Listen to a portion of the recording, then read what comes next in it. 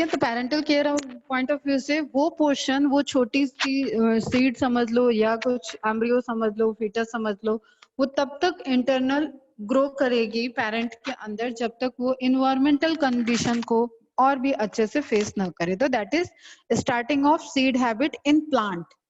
ठीक, same way में animal kingdom में बताएंगे वहां पे कैसे ये हैबिट आई थी और इससे क्या क्या इसके बेनिफिट्स हैं। तो मेन बेनिफिट तो आप यही समझ लो कि इन्वायरमेंटल कंडीशन से आपको प्रोटेक्शन मिल रही है।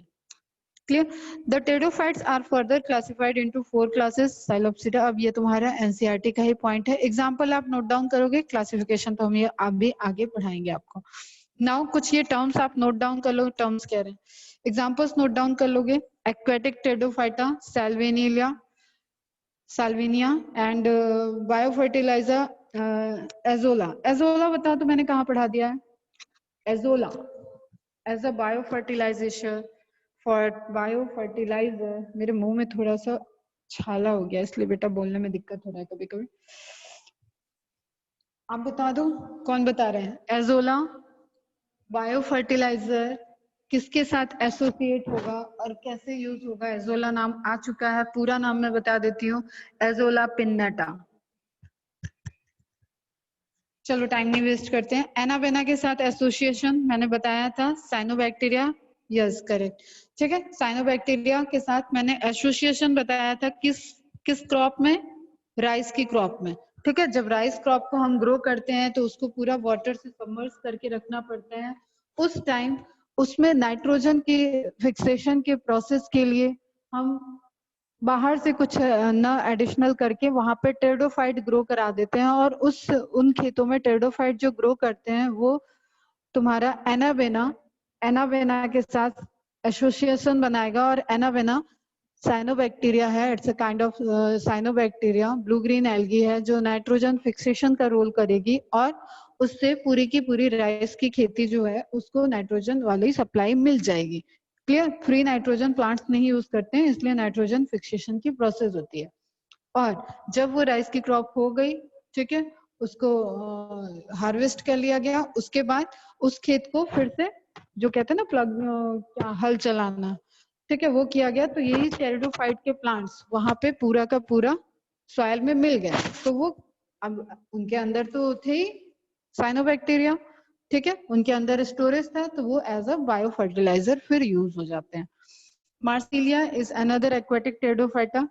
एनावेना एजोले नेम लिख लेना, रिलेटेड टू तुम्हारा एजोला। देखो एजोला यहाँ जीनस है, यहाँ स्पीसीज है, इसको याद करने का बहुत अच्छा तरीका है। एनावेना azollae is a cyanobacteria found symbiotic association with Azolla pteridophyta and it helps in nitrogen fixation. ठीक है। एपीफाइटिक प्लांट के ऊपर ग्रो करने वाले, एपी मीन्स ऊपर, फाइटिक मीन्स प्लांट, प्लांट के ऊपर प्लांट ग्रो कर रहा है। कौन सा प्लांट? टेरिडोफाइटा। ऐसे प्लांट्स क्या हैं? Lycopodium and Pleopeltis. ठीक है। जीरोफिटिक सूखे कंडीशन में थोड़ा ग्रो कर ले रहे हैं तो उसका मैंने शुरू में संजीवनी बूटी तुम्हें बताया है, पहाड़ों पे मिलती है। सेलेजिनेला, ब्रायोप्टेरिस, सेलेजिनेला रूपेस्ट्रिस, ये एग्जाम्पल होते हैं जीरोफिटिक का। Equisetum indicator of gold, bio indicator लिख लेना, that is more accurate. Horsetail common name and it is a bio indicator of gold. Small annual herb जिसकी लाइफ साइकिल, अब देखो यहाँ पे तुम कंफ्यूज हो जाओगे, एनुअल मतलब पूरा एक साल में, जिसकी लाइफ साइकिल एक सीजन में खत्म हो जाए। ये अगेन प्लांट के फिजियोलॉजी उधर का पार्ट है तो हम लोग तब देखेंगे। बस एनुअल मीन्स एक सीजन, जैसे कोई विंटर की क्रॉप है तो वह एनुअल क्रॉप है, कोई समर की क्रॉप है तो वो एक एनुअल एक सीजन में खत्म हो जा रही है। पेरिनियल कई साल कई सीजन में खत्म हो रही है, वो क्रॉप ग्रो करती रहेगी कंटिन्यूअस। जैसे तुम्हारे गमलों में तुम लोगों ने घर में जो फ्लावर पॉट में लगे रहते हैं टेरिडोफाइटा, वो देखते हो कि कई साल तक लगे हुए हैं, तो वो सब कैसे होते हैं? पेरेनियल। तो एंजियोप्टेरिस, ठीक है, ये एग्जाम्पल आ जाएगा तुम्हारा पेरेनियल ट्री का। And one is most important, that is lepidodendron. Lepidodendron is the fossil, ठीक है। फॉसिल मतलब जो टेरिडोफाइट अब एग्जिस्ट नहीं करता है लेकिन इसकी हाइट, और ये एक टेरिडोफाइट है, जिसकी फॉसिल स्टडी से ये एक आइडिया लगता है कि किसी जमाने में, मतलब किसी जमाना नहीं बोले, बहुत हजारों साल पहले, ठीक है, बहुत हजारों साल पहले बड़े बड़े टेरिडोफाइटा के भी ट्री होते थे, लेकिन अब वो फॉसिल हो चुके हैं। तो जस्ट आप इसको नोट डाउन कर लोगे। Tree fern commonly called Toshaithia and Alsophilia. Water fern Azolla pinnata. Tallest fern Alsophila. Smallest pteridophyta Azolla. Fossil pteridophyta Rhynia and Lepidodendron. Clear है? ये सब आपको बस नोट डाउन करना है। नाउ लाइफ साइकिल को एक बार देख लेते हैं। ये सारे पॉइंट आई थिंक तुम लोगों ने कल नोट डाउन कर लिए होंगे। तो plant is sporophyte, that is diploid and they reproduce. एकदम कथा की तरह है, अभी ये सब कुछ समझ चुके हो तुम लोग। They reproduce by spore formation. Most of pteridophyte are homosporous, that is only one type, ठीक है। Heterosporous two type, micro and mega. Formation of spores takes place in sporangia, and sporangia is present on a specific type of leaves. That leaves is known as sporophyll. ठीक है। Sporangia are formed at the abaxial surface of leaves. ABA, ये ध्यान देना, abaxial। तो अब एक term note down कर लो, adaxial and abaxial. Adaxial means upper surface like dorsal, ठीक है, and abaxial is lower surface, base, B से बेस, डी से डॉर्सल। बेसल सरफेस की बात होगी, मतलब नीचे की सरफेस की बात हो रही है, क्लियर। तो स्पोरेंजिया लीफ के लोअर सरफेस पे फॉर्म होती है, clear. Abaxial surface ABA and ADA, Delhi वाला D, adaxial, that is upper surface. तो आप एक्स्ट्रा पॉइंट में नोट डाउन कर लेना इसको अपने रजिस्टर में। Sporangia are formed at the abaxial surface of leaves. The leaves on which sporangia are formed are called sporophyll, that are reproductive leaves. अब आपको पता है कि ये हो गई स्पेसिफिक लीफ, और एक लीफ आपकी जो सिर्फ फोटोसिंथेसिस कर रही है वो क्या हो जाएंगी आपकी ट्रोफोफिलस, ठीक है। तो ये रिप्रोडक्टिव हो गई। दूसरी वेजिटेटिव लीफ या photosynthetic leaf, and normal photosynthetic leaves are called trophophylls, vegetative leaves. Sporangia are present in group. These groups are called sorus or sorai. Sorai are formed on sporophylus. ये आपको fern के बारे में दिया है जहाँ पे कोन नहीं बनेगा, ठीक है। तो उसको वो ऐसा स्ट्रक्चर जो स्पोरेंजिया को वेयर करता है उसको सोराई बोलते हैं। इसका इमेज आज मैं आपको ग्रुप में एक ट्रांसफर कर दूंगी, सेंड कर दूंगी।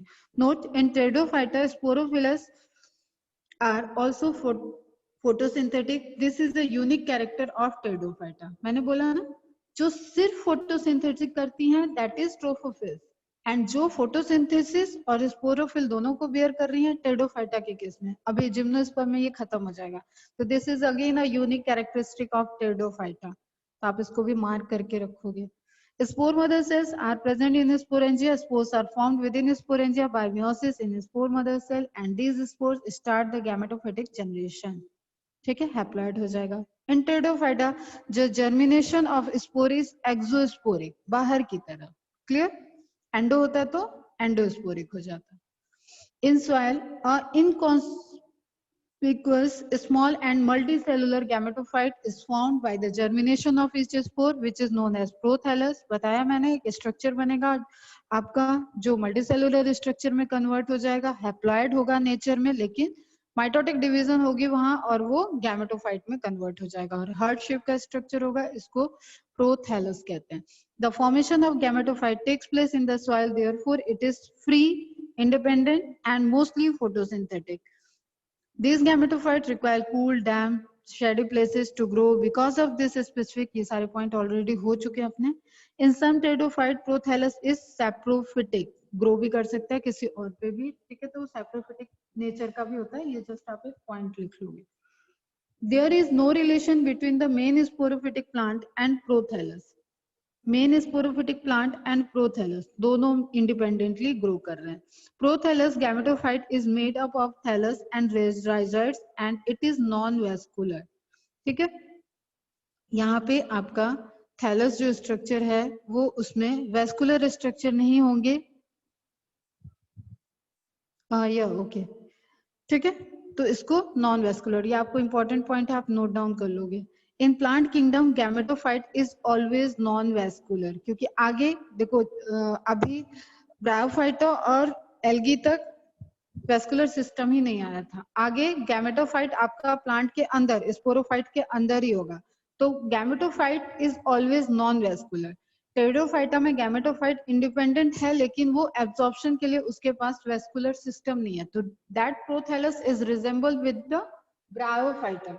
ठीक है, उसका स्ट्रक्चर जो थैलाइड स्ट्रक्चर होगा वो ब्रायोफाइटा के थैलस जैसा होगा, लिवरवर्ट्स जैसा होगा, flattened structure होगा। The formation of sex organs takes place in this gametophyte. In homosporous pteridophyta, gametophyte is monoecious. The formation of sex organs takes place in this gametophyte. Male sex organ in antheridium, sex organ archegonium. The formation of male gamete takes place in antheridia, which are called as antherozoid. Antherozoids are spiral and multiflagellate. ठीक है, बाइफ्लैगेलेट मल्टीफ्लैगेलेट अलग तरीके के structure दिखेंगे, but exceptionally antherozoids और selaginella are spindle shape and biflagellate. वहां हम Selaginella के रिस्पेक्ट से हम लोग जो कहते हैं ना कि रिप्रेजेंटेटिव, वॉइस इज कटिंग, जो रिप्रेजेंटेटिव है टेरिडोफाइटा का जिसमें पढ़ते हैं उसमें हम फर्न और सेलेजिनेला को पढ़ते हैं।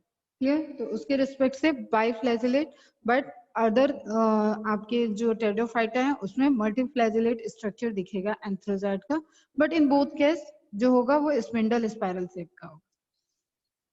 Fertilization takes place by zoidogamy and zygote is formed as a result of fertilization. Zygote develops to form an embryo. Now this embryo develops and forms a sporophytic plant with root, stem and leaf.